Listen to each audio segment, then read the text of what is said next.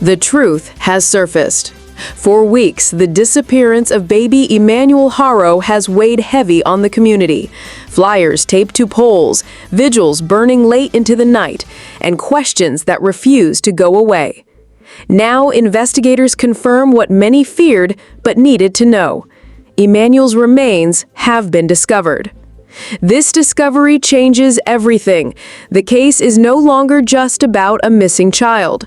It's about evidence, accountability, and whether justice will finally be served. For Emanuel, the silence has been broken. For his parents, already facing serious charges, the pressure is mounting.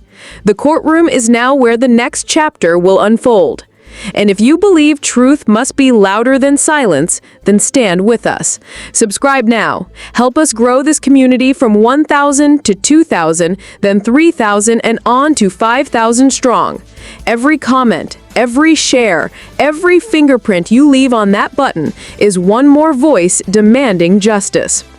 Because tomorrow, the court appearance begins, and tomorrow, we cannot stay silent. Our voice must be heard. Justice for Emanuel. When Emanuel was first reported missing, it was treated as a rescue mission. Flyers were distributed. Alerts were issued. Neighbors searched fields, alleys, and desert brush. Every moment mattered. At first, hope remained that Emanuel would be found safe. Families prayed, volunteers combed the streets, and communities across Southern California held on to faith. But as the investigation deepened, detectives began noticing cracks. Details didn't align. The story from those closest to Emanuel raised more questions than answers. Then came the turning point. Emanuel's parents, Jake and Rebecca Haro, were arrested, facing serious charges, including filing a false report. Prosecutors requested bail be set at $1 million each, reflecting the weight of the allegations. And yet, one haunting question remained. Where was Emanuel? Now investigators have confirmed his remains have been located. The search for a missing child has ended. What lies ahead is a fight for justice. And that fight takes center stage tomorrow, inside the courtroom. The suspense now hangs on this. What evidence will prosecutors bring forward when the doors open? Because tomorrow, silence is no longer an option. Tomorrow, justice for Emanuel must be heard. As the days passed, what began as a desperate search for a missing child started to shift into something far more serious. Detectives were no longer just asking, "Where is Emanuel?" They were asking, "Who is responsible for his disappearance?" The focus narrowed quickly on those closest to him, his parents, Jake and Rebecca Haro. At first, their statements seemed like the voice of grieving parents, but the deeper investigators dug, the more cracks began to show. Details didn't match. Timelines contradicted one another. Their story began to unravel. And then came the arrests. Jake and Rebecca were taken into custody, facing serious charges, including filing a false report. Prosecutors set bail at $1 million each, sending a clear message. The case was no longer about a missing child, it was about accountability. For many who had followed this story, the news of their arrest wasn't shocking. Records showed that this wasn't the family's first encounter with the justice system. In 2023, Jake had already faced a child-related conviction, but instead of serving time, he was given probation. That decision is now under intense criticism, with many asking, was that the moment the system failed Emanuel? Could this tragedy have been prevented if stronger action had been taken sooner? Those questions remain painful, and tomorrow, as court begins, they will weigh heavily in the minds of everyone watching. Because justice isn't just about this one case. It's about the lessons learned from what went ignored. But the most chilling development came when investigators confirmed they had discovered Emanuel's remains. The heartbreaking search for a missing child had ended not with a reunion, but with evidence. Still, even here, investigators played their hand carefully. They chose their words with precision, refusing to reveal the exact location of the discovery. And there's a reason for that. In investigations like this, silence isn't secrecy, it's strategy. If too much is revealed too soon, evidence could be disturbed, media could swarm the area, curiosity seekers could unintentionally compromise what detectives need to preserve. Every trace, every piece of ground, every fragment matters, and it all must hold up in court. That is why officials say only what they must, and nothing more. A credible lead, a strong indication, a careful confirmation. These aren't just cautious phrases. They are signals of confidence, direction, and progress, while protecting the integrity of the case. For the public, this silence can feel frustrating, but in reality, it tells us something important.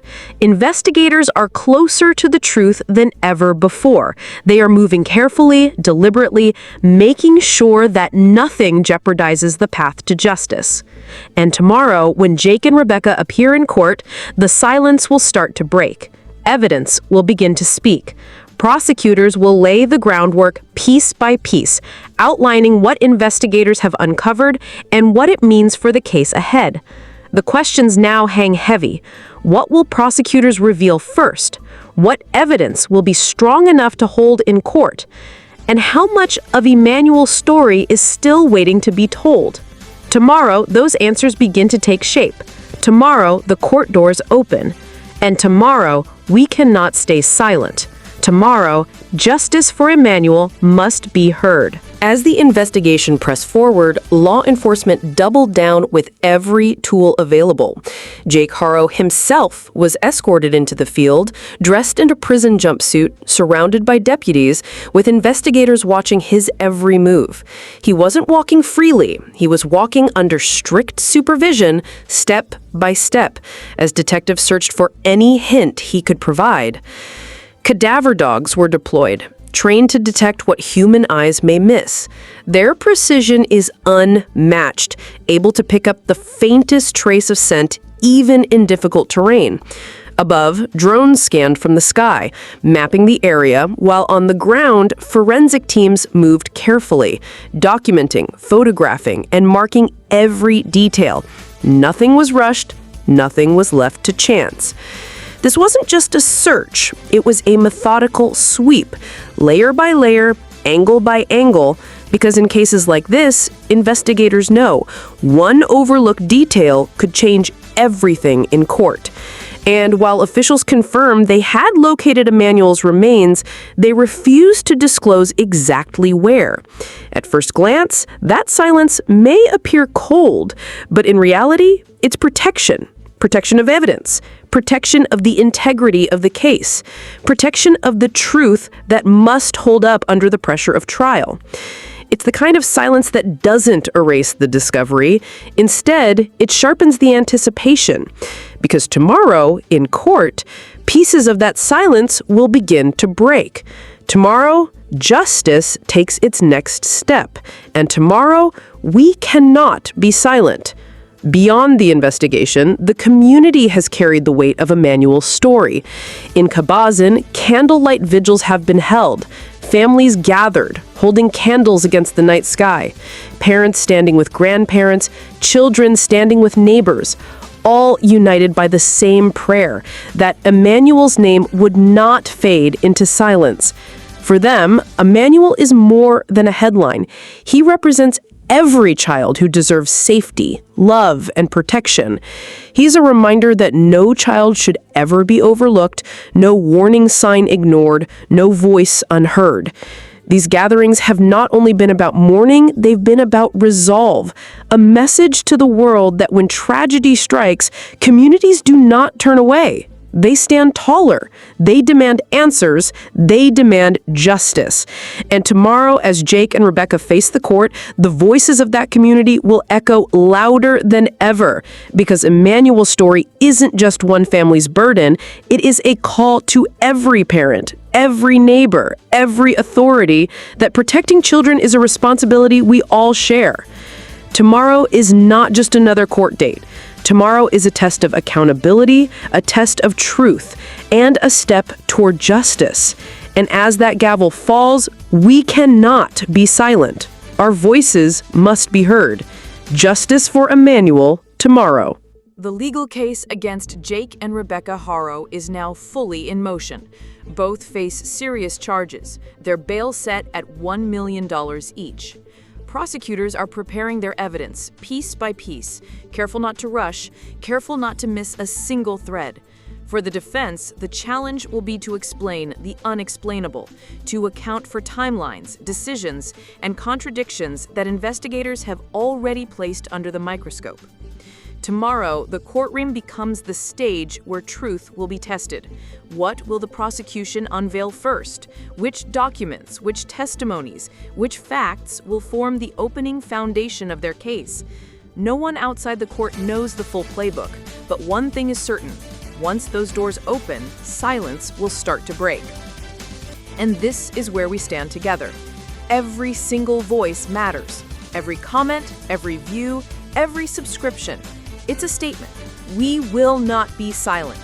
Tomorrow, the court doors open, and I will be there. I will stand for justice. I will stand for Emanuel. This is not a time for watching from the sidelines. This is a time to show up, to be counted, to send a message that the community demands truth, that the system cannot ignore us. You have every reason to go, every reason to be present, every reason to lift your voice. Emanuel deserves it. His story demands it. His life, though taken too soon, calls on all of us to fight for justice. Subscribe, share, comment. Tell us where you're watching from. Make your voice heard. Make it loud. Because tomorrow, silence is not an option. Tomorrow, we will be heard. Tomorrow, justice for Emanuel.